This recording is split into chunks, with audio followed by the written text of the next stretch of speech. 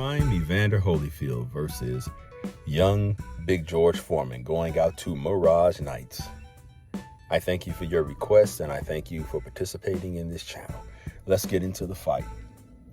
The fight that they already had tells me a lot about how this fight would play out.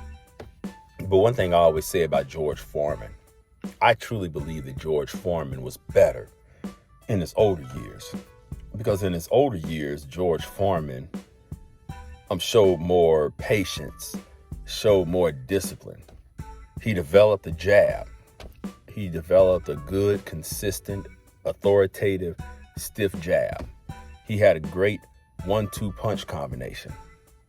He put on smart pressure. Now, young George Foreman was tough. I mean, he was an animal in there. I mean, he brought the pressure. Young George Foreman was very physical.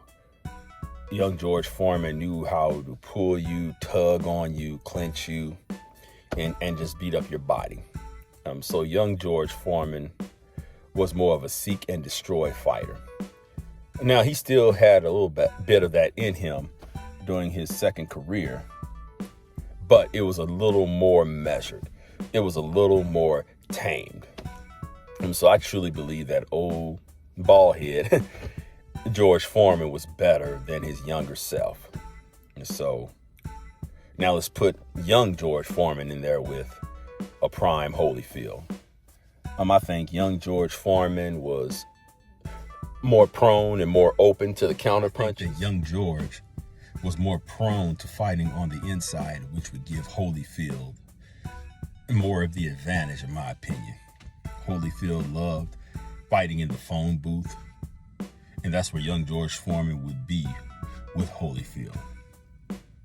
George tightened up his punches as he got older, but young George Foreman tended to throw his punches wide. I mean, the punches landed and the punches hurt, but that would be a major disadvantage against a natural counterpuncher like Holyfield.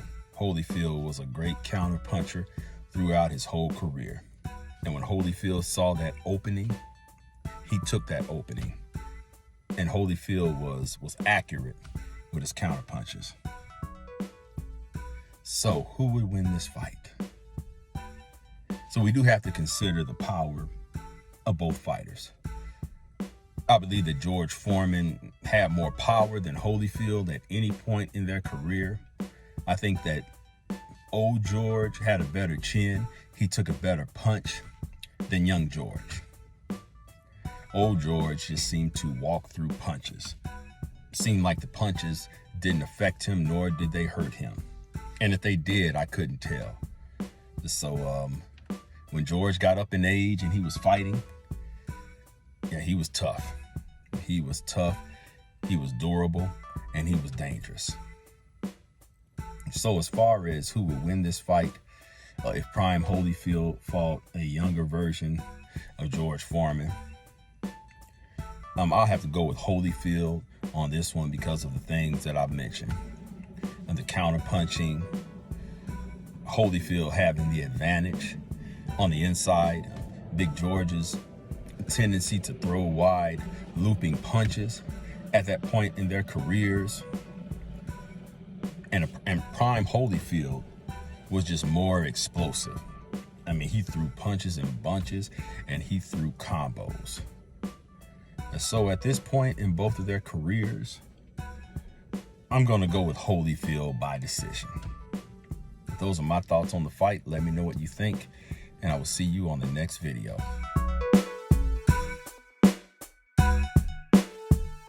Hello, boxing world. This video is going out to Jack Roberts. And what Jack Roberts wanted me to talk about was Jake Paul and YouTube boxing. And we know that traditional boxing has a lot of competition now. YouTube boxing, MMA, UFC, bare knuckle fighting. And a lot of people think that MMA is taking over. And it's hard to argue against that. For me, I really don't get into these other forms of combat. I love traditional boxing so much. The Floyd Mayweathers, the Mike Tysons, the Muhammad Ali's, the Evander Holyfields.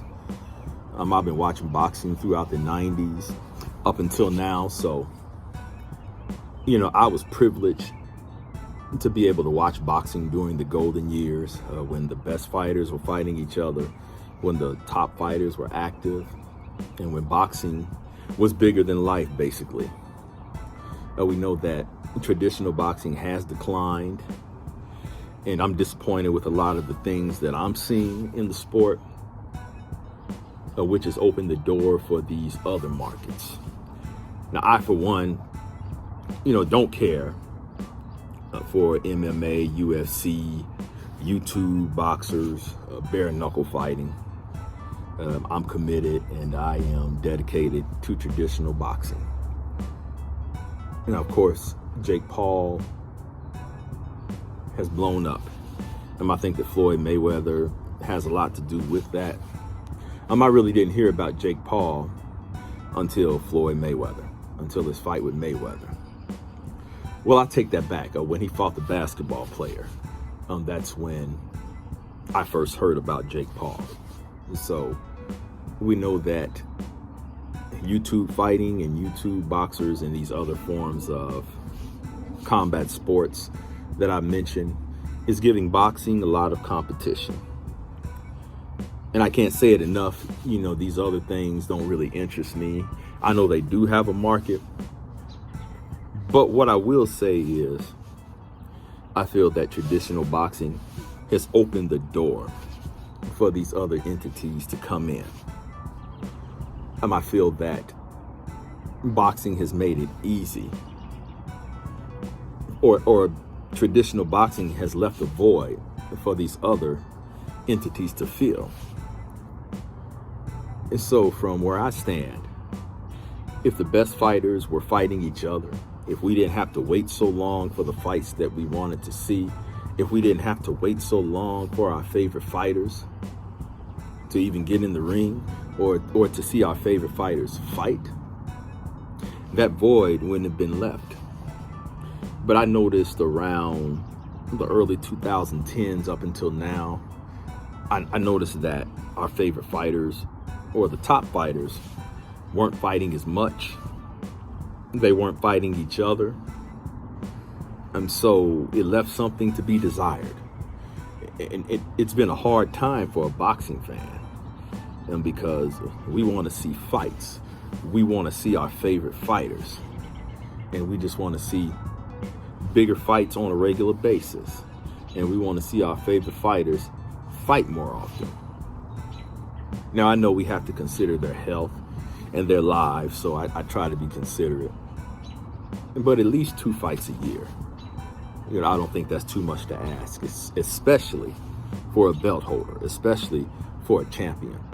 So the point that I'm making is, well, while I don't care for these other forms of combat entertainment, you really can't blame these guys for capitalizing on the void that boxing has left. You really can't blame these guys for seeing a need and fulfilling that need and for making the most of an opportunity. Now, Floyd Mayweather, he made some comments, I believe it was earlier this week, about milking the game. They can't blame him for milking the game. And he's got a point. And we may not like the route that Floyd Mayweather has gone and the doors that he's opened up for these exhibition bouts. We saw Mike Tyson versus Roy Jones. And Floyd has been in a few exhibition bouts. And I really can't name most of these guys that he's fought because I don't keep up with it. And so it's not my cup of tea. Although I am a Floyd Mayweather fan. But at the same time, Floyd can't wear the weight of the sport on his shoulders. At the end of the day, Floyd has to do what's best for him. And if there's an opportunity to make some extra money, then more power to him. And so I'm personally not a fan of the YouTube thing. I'm not a fan of Jake Paul. I'm not a fan of these other forms of boxing entertainment or combat entertainment. But boxing left the door open. As a matter of fact, boxing opened the door, invited these other sports in, and basically asked them, did they want refreshments? So, well, that's my lame attempt at a joke. But, boxing did this. Now, I'm encouraged by the Spence versus Ugas fight. I'm encouraged by the fact that Errol Spence finally called Bud Crawford out. And so that gives me a little hope. I'm not going to get my hopes up too much, but I'm excited for the possibilities. So while I'm personally not a fan of Jake Paul and the whole YouTube thing or these other things that has risen up, you can't knock it because boxing did this. So those are my thoughts, and let me know what you think.